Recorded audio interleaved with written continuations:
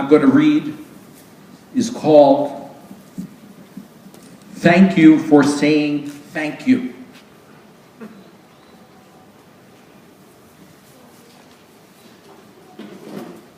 This is a totally accessible poem. There is nothing in this poem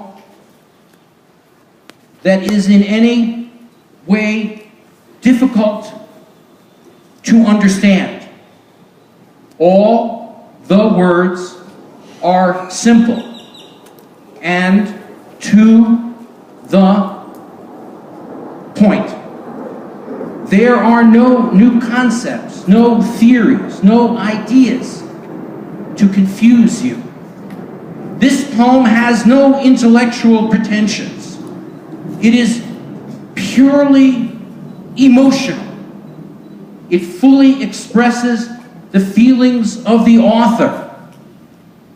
Mis sentimentos. La persona que ahora te habla. It is all about communication, heart to heart. This poem appreciates and values you as a reader. It celebrates the triumph of the human imagination amidst pitfalls and calamities. This poem has 90 lines, 269 words, and more syllables than I have time to count. Each line, word and syllable, has been chosen to convey only the intended meaning and nothing more. This poem abjures obscurity and enigma. There is nothing hidden. 100 readers would each read the poem in an identical manner and derive the same message from it.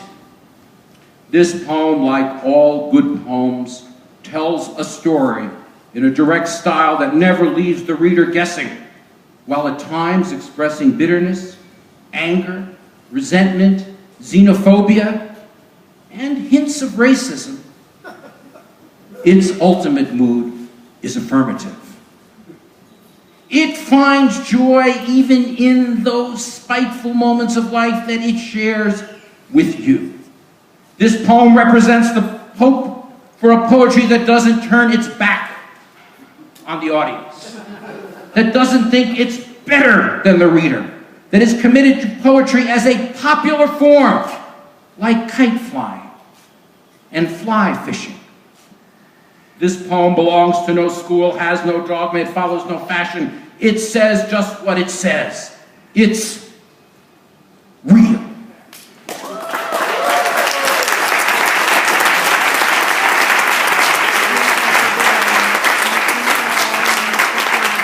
Next poem is called Dear Mr. Finelli. Dear Mr. Finelli, I saw your picture in the 79th Street station. You said you'd be interested in any comments I might have on the condition of the station. Mr. Finelli, there is a lot of debris in the 79th Street station that makes it unpleasant to wait in for more than a few minutes. The station could use a paint job and maybe new speakers so you could understand the delay announcements that are always being broadcast. Mr. Finelli, there are a lot of people sleeping in the 79th Street station, and it makes me sad to think they have no home to go to. Mr. Finelli, do you think you could find a more comfortable place for them to rest? It's pretty noisy in the subway, especially with all those express trains hurtling through every few minutes. Anyway, when the trains are in service. I have to admit, Mr. Finelli, I think the 79th Street station's in pretty bad shape. And sometimes at night, as I toss in my bed, I think the world's not doing too good either. And I wonder what's going to happen where we're headed, if we're headed anywhere, if we even have heads. Mr. Finelli, do you think if we could just start with the 79th Street station and do what we could do with that, then maybe we could, I guess, move on from there? Mr. Finelli, when I saw your picture and the sign asking for suggestions, I thought, if you really wanted to get to the bottom of what's wrong, then maybe it was my job to write you. Maybe you've never been inside the 79th Street station because you're so busy managing the 72nd Street and 66th Street stations. Maybe you don't know the problems we have at 79th. I mean the dirt and frequent delays and the feeling of total misery that pervades the place. Mr. Finelli, are you reading this far in the letter? Or do you get so many letters every day that you don't have the time to give each one the close attention it desires? Or am I the only person who's taken up your invitation to get in touch? And you just don't have enough experience to know how to respond. I'm sorry I can't get your attention, Mr. Finelli, because I really believe if you ask for comments, then you ought to be willing to act on them, even if ought is too big a word to throw around at this point. Mr. Finelli, I hope you won't think I'm rude if I ask you a personal question. Do you get out of the office much? Do you go to the movies, or do you prefer sports, or maybe quiet evenings at a local restaurant? Do you read much, Mr. Finelli? I don't mean just Gibbon and like that, but philosophy. Have you read much Hannah Arendt? Or do you prefer a more ideological perspective? I think if I understood where you're coming from, Mr. Finelli, I could write to you more cogently, more persuasively. Mr. Finelli, do you get out of the city at all? I mean, like up to Bear Mountain or out to Montauk? I mean, do you notice how unpleasant the air is in the 79th Street station? That we could use some cooling or air filtering system down there. Mr. Finelli, do you think it's possible we could get together and talk about these things in person? There are a few other points I'd like to go over with you, if I got the chance. Things I'd like to talk to you about, but that I'd be reluctant to put down on paper.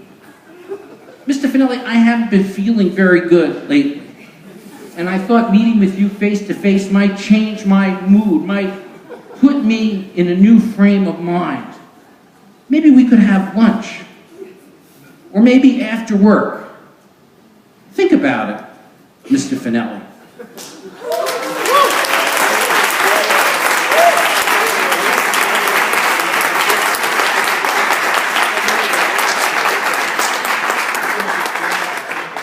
In a restless world like this is. Not long ago, or maybe I dreamt it or made it up, or have suddenly lost track of its train in the hocus-pocus of the dissolving days. No, if I bend the turn around the corner, come at it from all three sides at once, or bounce the ball against all manner of bleary-eyed fortune tellers, well, you can see for yourselves there's nothing up my sleeves. Or notice even rocks occasionally break if enough pressure is applied. As far as you go in one direction, all the further you'll have to go on before the way back has become totally indivisible. The boy soprano. Daddy loves me, this I know, 'cause my granddad told me so. Though he beats me blue and black, that's because I'm full of crap. My mommy, she is ultra cool. Taught me the Bible's golden rule. Don't talk back, do what you're told. Abject compliance is as good as gold. The teachers teach the grandest things. Tell how poetry's words on wings. But wings are for heaven, not for earth. Want my advice? Hijack the hearse.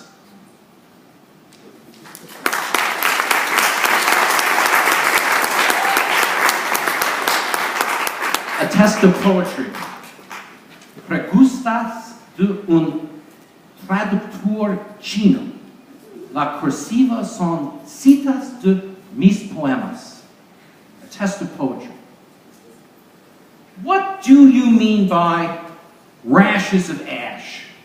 Is industry, systematic work, assiduous activity, or ownership of factory? Is ripple, agitate lightly? Are we tossed in tune when we write poems? And what or who emboss with gloss insignias of air? Is the fabric about which you write the epigraph of your poem an edifice? A symbol of heaven? Does freight refer to cargo or lading carried for pay by water, land or air? Or does it mean payment for such transportation? Or a freight train? When you say a commoded journey, do you mean a comfortable journey or a good train with well-equipped commodities? But then, why do you drop the A before slumberous friends?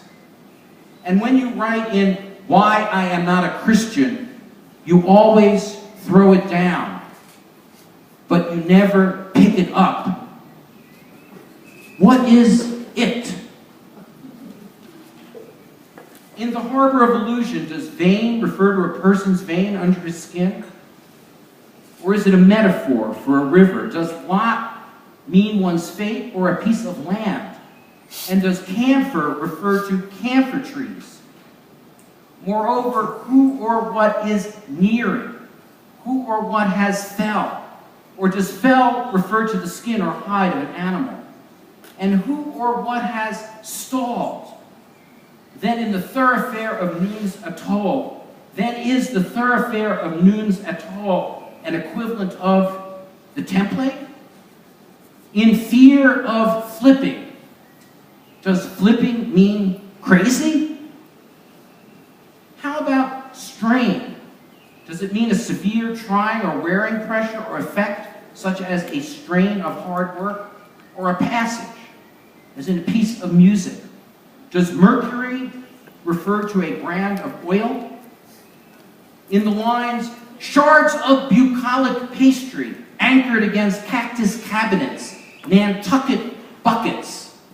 Could we take it as pieces of pie or tart are placed in buckets, which are made of wood from Nantucket, anchored against cabinets, small rooms or furniture, with cactus? What is nut flat? I suppose the caucus of Caucasians refers to the white people's meeting of a political party to nominate candidates.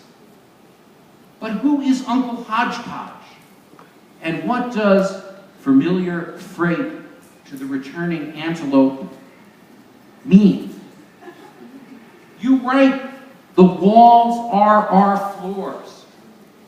How can the walls be floors if the floors refer to the part of the room which forms its enclosing surface and upon which one walks? And the floors, like balls, repel all falls. Does balls refer to nonsense, or to any ball, like a basketball, or to guys, or to a social assembly for dancing? Falls means to descend from a higher to a lower, or to drop down, wounded or dead. But what is the so-called overall mesh? Is the garbage heap in the ordinary sense? Why does garbage heap exchange for so-called overall mesh? Since a faker is one who fakes, how can arbitrary reduce to faker? Who or what are disappointed not to have been? Does frames refer to form, constitution, or structure in general, or to a particular state, as of the mind? In the sentence, if you don't like it colored in, you can always Xerox it and see it all gray. What is it? What does colored in mean? A few lines later you write, you mean image farm when you've got bratwurst. Does bratwurst refer to sausage? Does the line mean the sausage you saw reminded you of a farm which you imagined?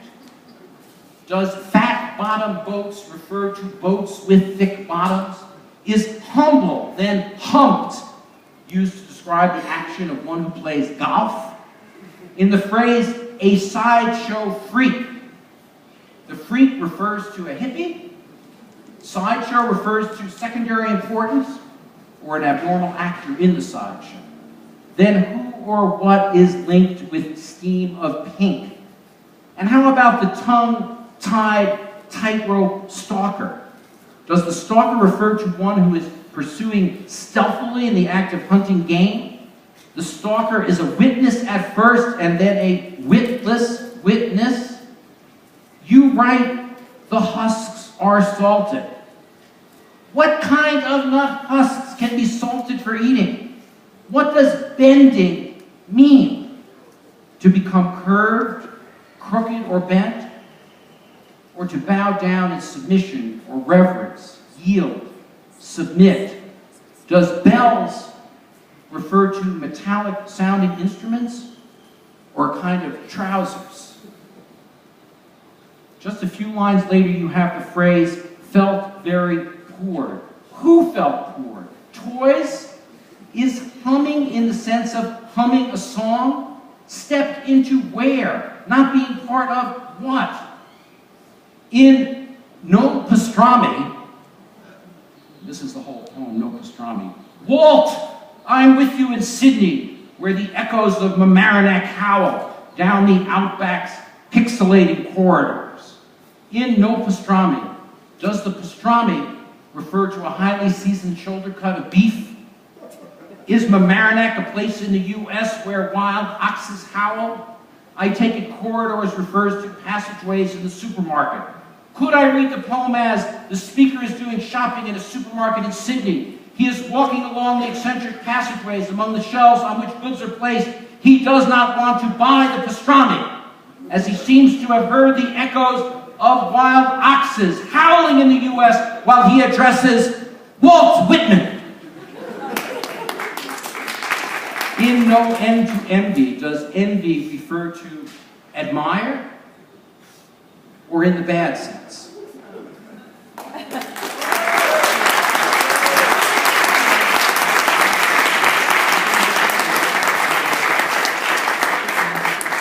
Palma dejada en blanco a propósito.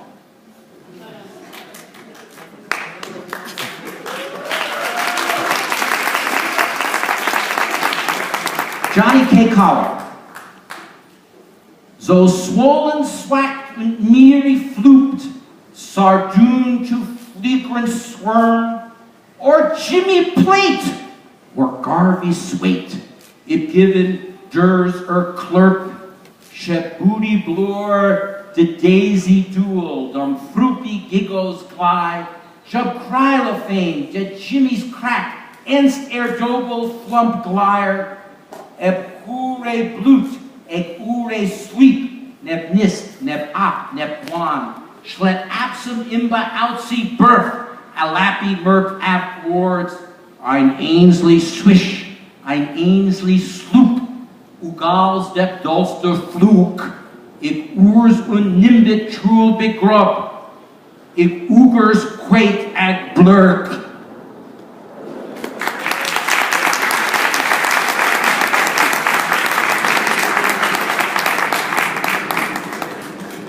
This is a questionnaire, and you can please fill these questionnaires out and turn them in to the powers that be. The person who gets the correct answer will get absolutely nothing. Directions. For each pair of sentences, circular area be the best expresses your viewpoint. Make a selection from each pair. Do not omit any items. 1. A. The body and material things of the world are key to any knowledge we can possess. B. Knowledge is only possible by means of mind or psyche. You choose. 2, A, my life is largely controlled by luck and chance. B, I can determine the basic course of my life. 3, nature is indifferent to human needs. B, nature has some purpose, even if obscure.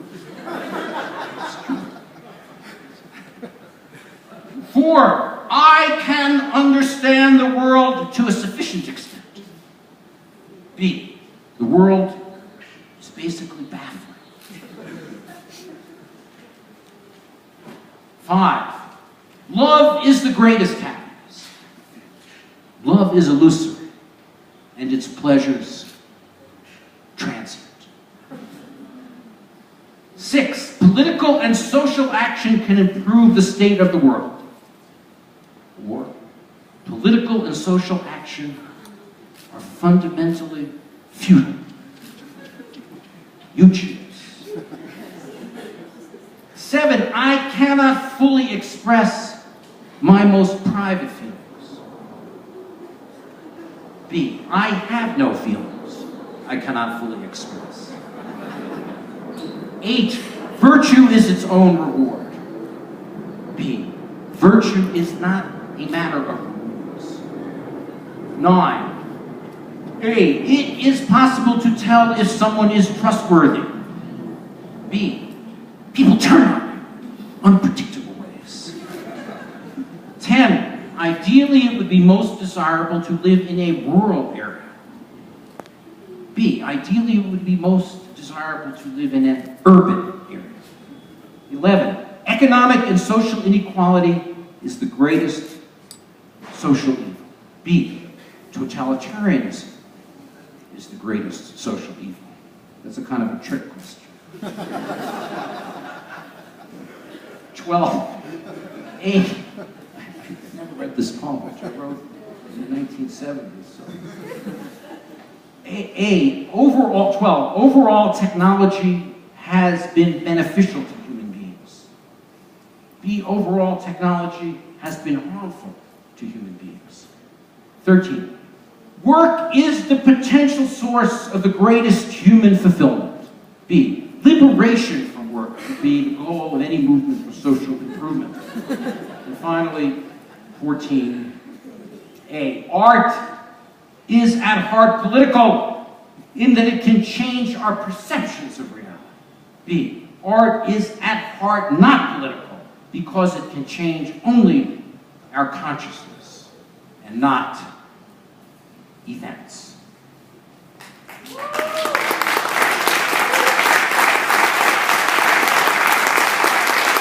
This one is called, and it goes by quickly, Two Stones with One Bird.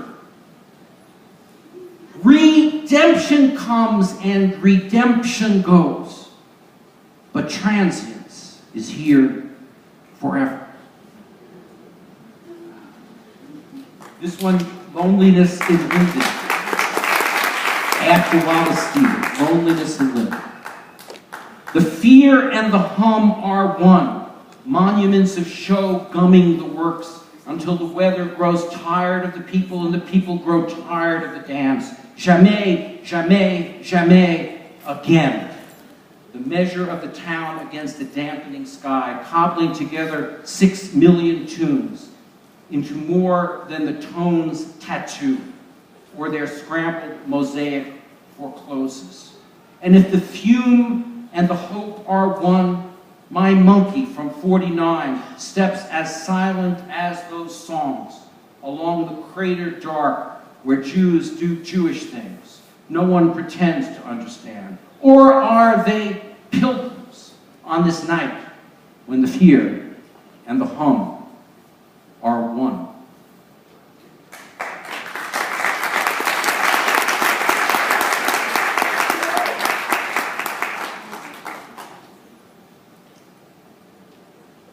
Every lake has a house, and every house has a stove, and every stove has a pot, and every pot has a lid, and every lid has a handle, and every handle has a stem, and every stem has an edge, and every edge has a lining, and every lining has a margin, and every margin has a slit, and every slit has a slope, and every slope has a sum, and every sum has a factor, and every factor has a face, and every face has a thought, and every thought has a trap, and every trap has a door, and every door has a frame, and every frame has a roof, and every roof has a house, and every house has a lake.